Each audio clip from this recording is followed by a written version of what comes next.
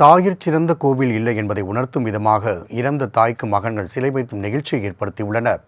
ராமநாதபுரம் மாவட்டம் வ.உ.சி. நகரை சேர்ந்த முத்து என்பவரின் மனைவி ராஜாத்தி. இவருக்கு 3 மகன்கள் உள்ள நிலையில் ராஜாத்தி அண்மையில் காலமானார்.